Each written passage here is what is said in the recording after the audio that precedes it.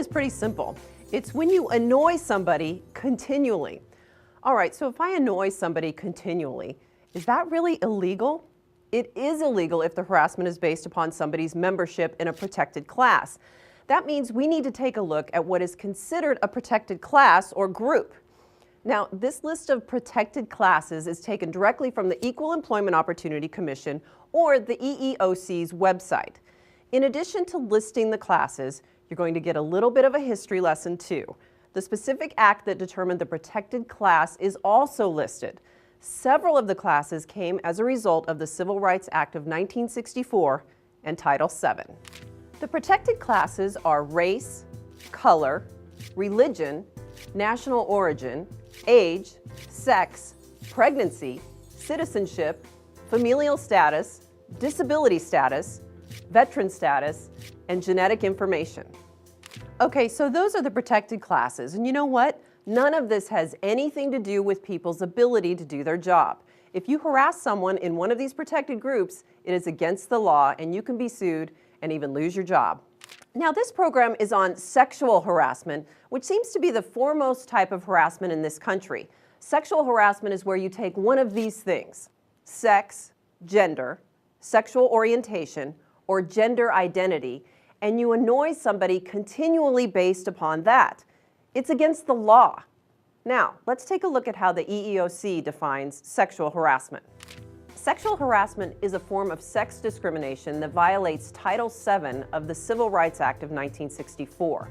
Unwelcome sexual advances, requests for sexual favors, and other verbal or physical conduct of a sexual nature constitutes sexual harassment when submission to or rejection of this conduct explicitly or implicitly affects an individual's employment, unreasonably interferes with an individual's work performance, or creates an intimidating, hostile, or offensive work environment.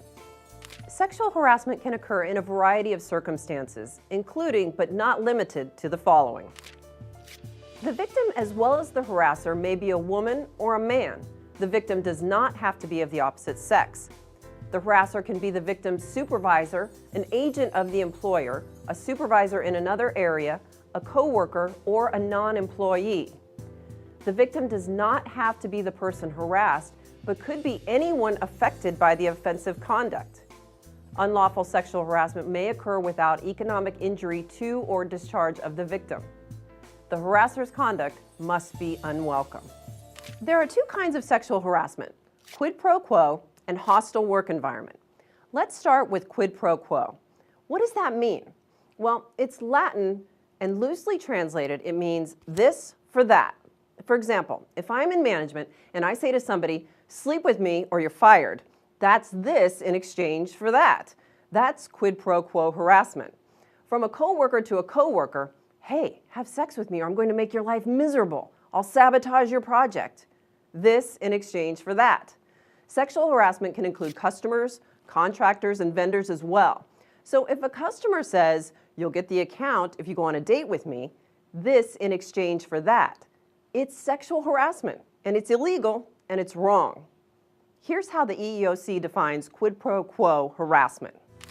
Quid pro quo, in which submission to or rejection of unwelcome sexual conduct by an individual is used as the basis for employment decisions affecting such individual. The other kind of harassment, hostile work environment, is not as easy for people to figure out. Hostile work environment harassment occurs when there is no quid pro quo result. They didn't lose anything tangible. Well then, what happened? Somebody engaged in physical, verbal, or visual conduct that created a hostile environment. So what does that mean? Well, if something unreasonable interferes with my performance or is creating a hostile, intimidating, or offensive working environment for me based upon continual annoyance, in this case, we're talking about sex, but it could be race or anything else. It's hostile work environment sexual harassment. It's illegal and it's wrong. Here's how the EEOC defines hostile work environment.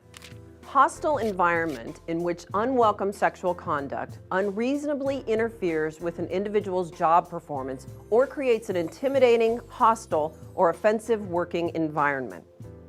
Physical behaviors that get people sued and get people fired can include, but are not limited to, fondling, pinching, patting, kissing, brushing up against somebody, or putting your arms around somebody.